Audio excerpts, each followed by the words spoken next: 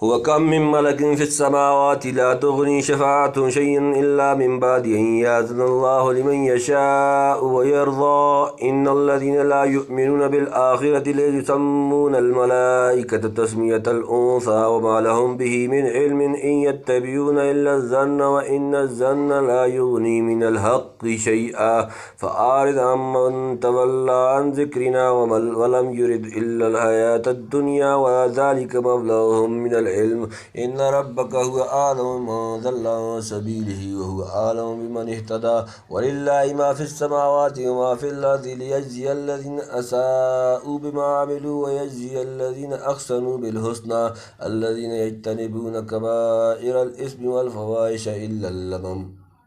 إن ربك واسع المغفرة هو أعلم بكم إذ أنشأكم من الأرض وإذ أنتم أجنة في بطون أمهاتكم فلا تزكوا أنفسكم هو أعلم بمن اتقى وكم من ملك في السماوات لا تغني شفاعتهم شيئا إلا من بعد أن يأذن الله لمن يشاء ويرضى وكم من ملك اور کتنے ہی فرشتے ہیں فی السماوات آسمانوں میں لا نہ تغنی شفاعتهم کام آئے بھی ان کی سفارش شیئا کچھ بھی الا من بعد مگر اس کے بعد ان یأذن اللہ کے اجازت دے اللہ لمن یشاء جس کے لیے چاہے ویرضا وہ راضی ہو جائے اور بہت فرشتے ہیں آسمانوں میں کچھ کام نہیں آتی ان کی سفارش مگر جب حکم دے اللہ جس کے واسطے چاہے اور پسند کرے یعنی ان بتوں کی ان بتوں کی تو حقیقت کیا ہے آسمان کے رہنے والے مقرر فرشتوں کی سفارش بھی کچھ کام نہیں دے سکتی ہاں اللہ ہی جس کے حق میں سفارش کرنے کا حکم دے اور اس سے راضی ہو تو وہاں سفارش بے شک کام دے گی ظاہر ہے اس نے نہ بتوں کو سفارش کا حکم دیا اور نہ وہ کفار سے راضی ہیں ان الذين لا يؤمنون بالآخرة ليسمون الملائكة تسمية الأنثى ان الذين بے شک وہ لوگ لا یؤمنون بالآخرت جو ایمان نہیں لاتے آخرت پر لیسمون الملائکۃ البتہ وہ نام رکھتے ہیں فرشتوں کے تسمیۃ الانثیٰ نام عورتوں والے اور جو لوگ یقین نہیں رکھتے آخرت کا وہ نام رکھتے ہیں فرشتوں کے زنانے نام وما لهم به من علم ان يتبعون الا الظن وان الظن لا يغني من الحق شيئا وما لهم اور نہیں ان کے لیے بھی ساتھ اس کے من علم کوئی علم ان يتبعون نہیں وہ پیروی کرتے الا الظن مگر گمان کی وان الظن اور بے شک گمان لا نہیں یغنی کام آتا من الحق شيئا حق سے کچھ بھی کوئی چیز اور ان کو اس کی کچھ خبر نہیں محض اٹکل پر چلتے ہیں اور اٹکل کچھ کام نہ آئے ٹھیک بات میں یعنی جن کو آخرت کا یقین نہیں وہ سزا کی طرف سے بے فکر ہو کر ایسی گستاخیاں کرتے ہیں مثلا فرشتوں کو زنانہ قرار دے کر خدا کی بیٹیاں کہہ دیا یہ ان کی محض جہالت ہے بھلا فرشتوں کو بعض عورت ہونے سے واسطہ اور خدا کے لیے اولاد کیسی کیا سچی اور ٹھیک بات پر قائم ہونا ہو تو ایسی اٹکلوں اور پادر اوہام سے کام چل سکتا ہے اور کیا تخمینے اور اٹکلیں حقائق ثابتہ کی قائم مقام ہو سکتی ہیں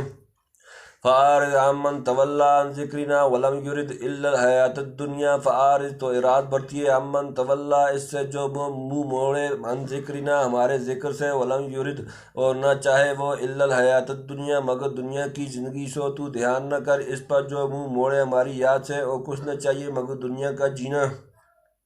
ذالک مبلغهم من العلم ان ربک هو اعلم بمن ضل عن سبیلہ وهو اعلم بمن اهتدی ذالک یہی مبلغهم ان کی انتہا ہے من العلم علم میں سے ان ربک بے شک رب تیرا ہوا اعلم وہ زیادہ جانتا ہے بمن ضل اس کو جو بھٹک گیا عن سبیلہ اس کے راستہ سے وهو اعلم اور وہ زیادہ جانتا ہے بمن اهتدی اس کو جو ہدایت پا گیا بس یہیں تک پہنچی ان کی سمجھ تحقیق تیرا رب ہی خوب جانے اس کو جو بہکا ہے اس کی راہ سے اور وہی خوب جانے اس کو جو راہ پر آیا یعنی جس کا اوڑھنا بچھونا یہی دنیا کے چند روز زندگی ہو کہ اس میں منہمک ہو کر کبھی خدا کو اور آخرت کو دھیان میں نہ لائے آپ صلی اللہ علیہ وآلہ وسلم اس کی بکواس کو دھیان میں نہ لائیں وہ خدا سے منہ موڑتا ہے آپ صلی اللہ علیہ وآلہ وسلم اس کی شرارت اور کجروی کی طرف سے منہ پھیر لیں سمجھانا تھا تو سمجھا دیا جیسے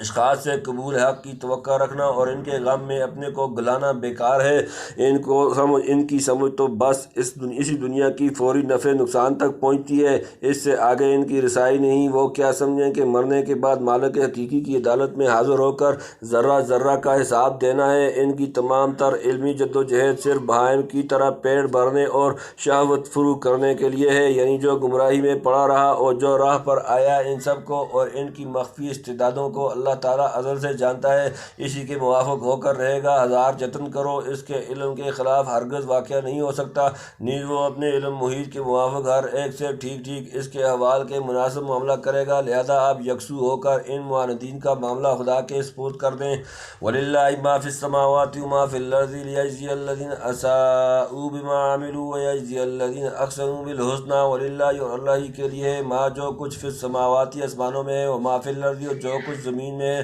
لیجزی الذین تاکہ بدلہ دے ان لوگوں کو اساءوا جنہوں نے برا کیا، بما عملوا ساتھ اس کے جو انہوں نے کام کیے، ویجزی الذین اور جزا دے ان لوگوں کو احسنوا بالحسنى جنہوں نے اچھا کیا ساتھ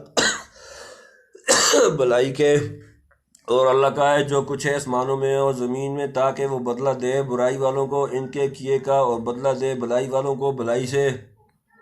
یعنی ہر شخص کا حال اس کو معلوم، اور زمین و آسمان کی ہر چیز پر اس کا قبضہ۔ پھر نیک و بد کا بدلہ دینے سے کیا چیز مانے ہو سکتی ہے؟ بلکہ غور سے دیکھو تو زمین و آسمان کا یہ سارا کارخانہ پیدا ہی اس لیے کیا ہے کہ اس کے نتیجے میں زندگی کا ایک دوسرا غیر فانی سلسلہ قائم کیا جائے، جہاں بروں کو ان کی برائی کا بدلہ ملے اور نیکوں کے ساتھ ان کی بھلائی کے صلے میں بھلائی کی جائے۔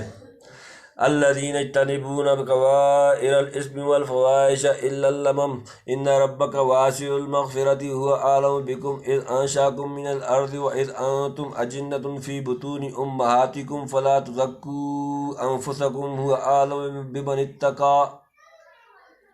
الذین وہ لوگ یجتنبون جو اجتناب برتتے ہیں، کبائر الاثم بڑے گناہوں سے، والفواحش اور بے حیائی کی باتوں سے، الا اللمم مگر چھوٹے گناہ، ان ربک بے شک رب تیرا واسع المغفرۃ وسیع مغفرت والا ہے، ہوا اعلم بکم وہ زیادہ جانتا ہے تم کو، اذ انشأکم جب اس نے پیدا کیا تم کو، من الارض زمین سے، واذ انتم اور جب تم اجنۃ ناپختہ بچے تھے، جنین فی بطون پیٹوں میں، امہاتکم اپنی ماؤں کے، فلا تزکوا پس نہ تم پاک ٹھہراؤ، انفسکم اپنے نفسوں کو، ہوا اعلم وہ زیادہ جانتا ہے، بمن اتقی اس کو جو تقوی اختیار کرے، جو کہ بچتے ہیں بڑے گناہوں سے اور بے حیائی کے کاموں سے، مگر جو کہ بچتے ہیں بڑے گناہوں سے اور بے حیائی کے کاموں سے مگر کچھ آلودگی، بے شک تیرے رب کی بخشش میں بڑی سمائی ہے، وہ تم کو خوب جانتا ہے۔ جب بنا نکالا تم کو زمین سے اور جب تم بچے تھے ماں کے پیٹ میں، سو مت بیان کرو اپنی خوبیاں، وہ خوب جانتا ہے اس کو جو بچ کر چلا۔ گناہ کبیرہ اور صغیر کا فرق سورہ نساء کے فوائد میں مفصل گزر چکا۔ لمم کی تفسیر میں کئی قول ہیں، بعض نے کہا کہ جو خیالات وغیرہ گناہ کے دل میں آئیں مگر ان کو عمل میں نہ لائے وہ لمم ہیں،